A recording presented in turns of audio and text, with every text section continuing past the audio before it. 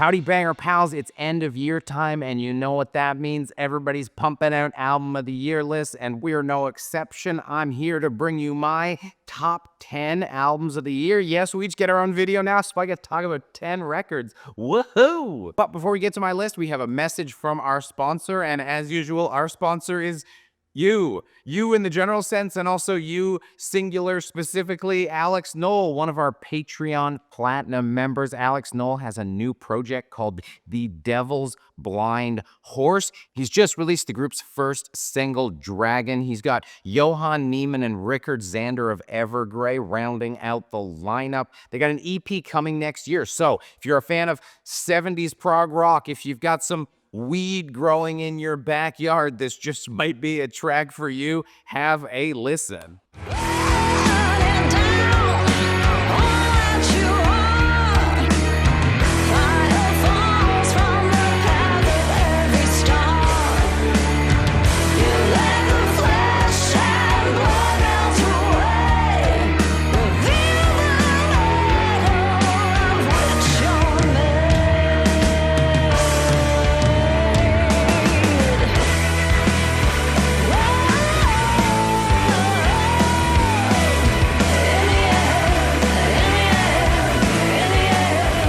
Boy, it sure is great that even when I have to bring you a sponsor message, it's just me introing a song. I love it around here. Anyways, without further ado, let's get to my top 10 list. These are presented mostly not in order in the silly awards style that I've done every year in the past.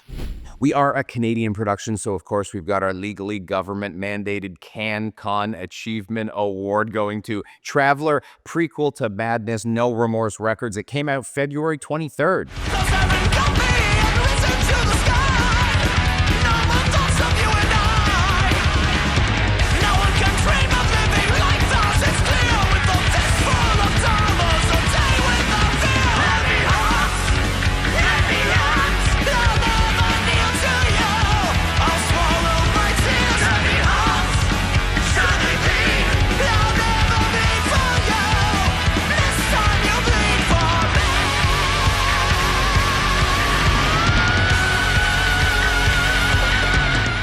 I've gushed about this heavy metal band from Calgary, Alberta for years. They might be my favorite active Canadian heavy metal band. They combine everything I like about heavy metal, mostly playing fast and having a unique vocalist who sounds kind of weird in a way that I love. That's basically the Traveler bill. That's what they've been doing for the past 3 records, and I've loved them ever since. So very easy award in here. Just joking about the government mandated Canadian, and just like anything good Canadian, it's also 20% American because they have an American member.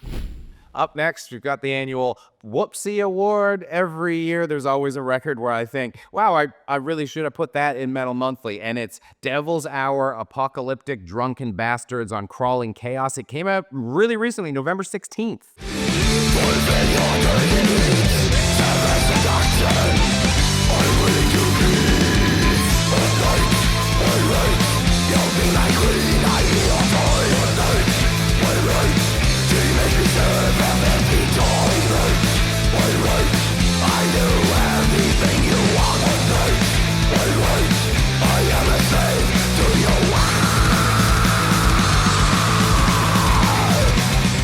These guys are a German black and roll band, and technically the Whoopsy is their Whoopsy, not mine, because they came into my Twitch stream. I take suggestions from viewers on what albums to listen to on Saturdays, and they said, hey, could you play our record? I played it, and I was like, this is phenomenal. How did I miss this? It just came out in November. And they were like, oh, we screwed up our Bandcamp release date. So for an album called Apocalyptic Drunken Bastards, it's nice to know it's not just an image. They're living the lifestyle as well. Reminds me of when Demiser printed shirts with a large typo on the back of them. So if you like black and roll, this is kind of just the perfect fusion of metal and punk. It's so fun. It's a real party starter record. I just got to hear it and I was like, well, I've got to give them a plug somehow. So congratulations, you get the Whoopsy Award. The next award is the Let's Go Desmal Magazine Award. We're really lucky in metal that we still have a print magazine. Not a lot of people have that, and it's Probably just because of the legitimacy of the magazine picking albums of the year. Like, their #1 album this year was Crip Sermon, The Stygian Rose on Dark Descent record, came out June 14th.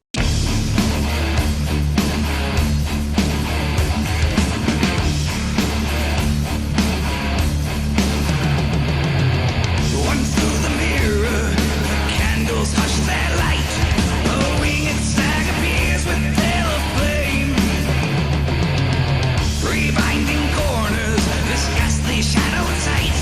An angel bound and begging, take these chains. Just take these chains. Oh, take these chains. This is a Philly-based epic doom metal band, and somehow I've never gotten to really talk about them on the channel because Sarah got to review their last record, Riley got to review this record. I want to talk about Crip Sermon for a second. Crip Sermon are awesome. One of the only bands able to add epic to doom and not have it sound great doom metal, great weird vocals. Decibel picked them for the #1 slot, and goddamn just made me go, whoa, yeah, let's go, boys. Up next is the It's Not Metal But Award. We love talking about metal around here, but every once in a while, you gotta step out, have something metal adjacent. And so Chain Cult, Harm Reduction on La Vida NS. Look, it's on a record label and it came out September 27th.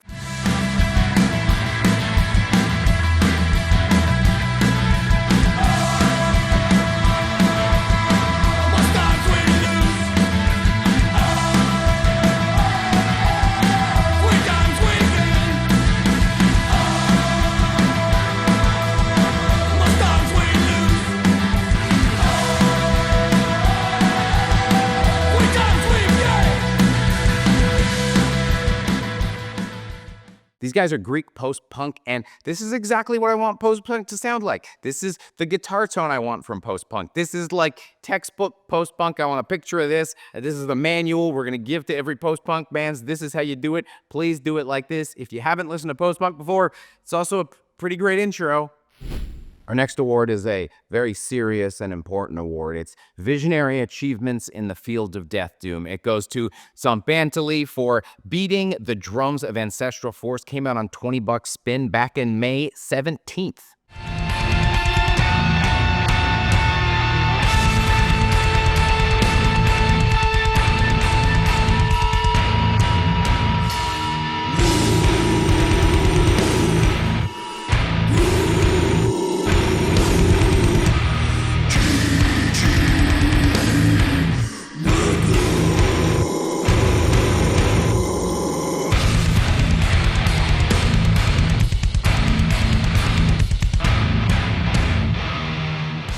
As one of the world's foremost scholars in Death Doom, when a band can still do something that surprises me, that's gonna earn them a pretty special spot. And Scary Aztec Death Doom, yeah, that's a new one. Up next, we've got the Dying Victims Production of the Year award going to Iron Curtain's Savage Dawn on Dying Victims Productions. Came out back in February 23rd. The belly taunt of blasphemy untold. You know my name, Destruction. 7 gates of hell, 7 deadly sins, 7 sins of God. 7 dawn and night, 7 plans to die, 7 angels, 7. Yeah, Dying Victims Productions, they're my favorite label. There's no way one of their releases is not gonna land on this list. So, Spanish Speed with a Russian theme, I guess, with a photo album cover of a very elaborate mascot that all sort of just sounds like Spanish-Russian Motorhead. Pretty good. Moving on, we've got the Boys Are Back in Town award going to Wolf Brigade for Life Knife Death on Metal Blade Records. Came out September 13th.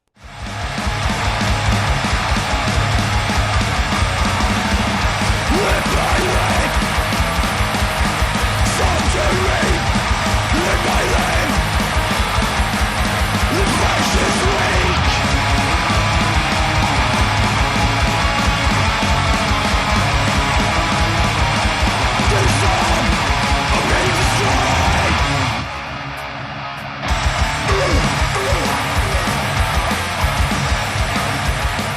Wolf Brigade aren't a Swedish crust band at this point. They are the Swedish crust band, undisputed masters of the style. I got a little bit nervous because there is a 5-year gap between albums, but they're back as strong as ever. And I don't want to hear any comments that crust isn't metal and I'm giving 2 non-metal awards. Crust is metal, and I'll come fight you about it.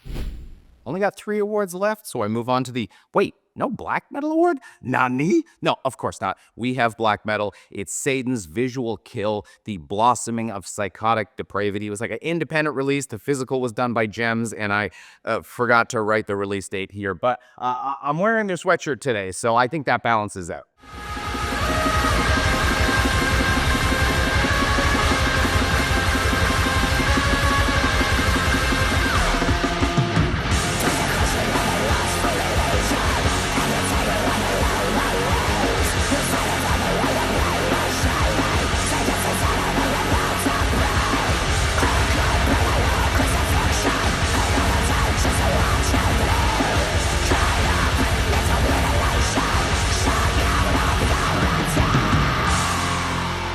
These guys are a Nashville black metal band, and look, they're not the first black metal weebs, and they won't be the last, but I think they're the first that combined it in an actually compelling way, taking black metal and Japanese visual kei music and putting it in a package that a lot of people wanted to listen to. This record got great buzz this year, so I'm really happy for them, and really happy to include them in this list.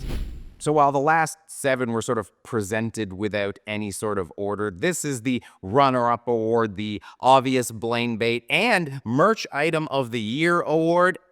It's Antichrist Siege Machine, Vengeance of Eternal Fire. Profound Lore Records came out April 19th.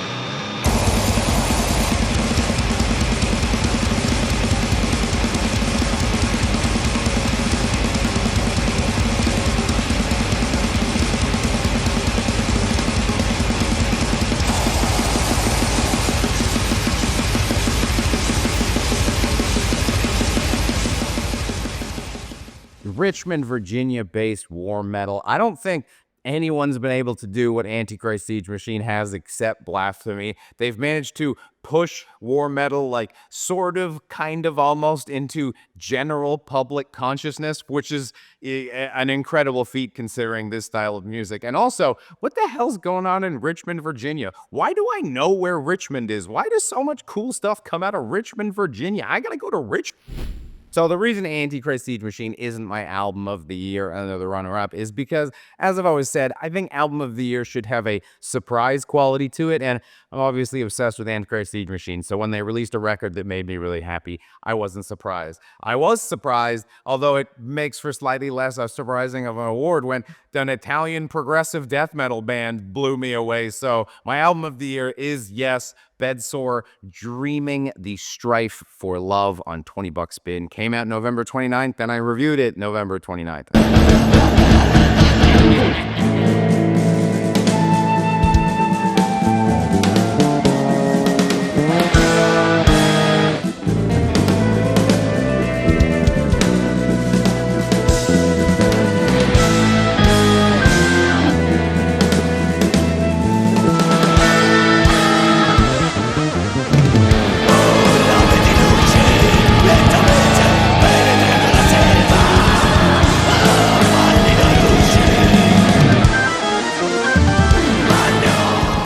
What am I going to say that I didn't say in the review? Italian progressive death metal band that just blew me away with a totally interesting, unique sound. It was a massive shift from what they sounded in the past. They take progressive death metal, they add sax, there's parts that sound like the Risk of Rain soundtrack. That's just Blayne written all over it. So album of the year to these guys. Also band photo of the year to these guys as well, for sure. I'm never gonna forget that. So that's it for my top 10, and that's sort of it for the year for us. Next week's Christmas, and we're not making people editing reviews of me yelling about metal on Christmas.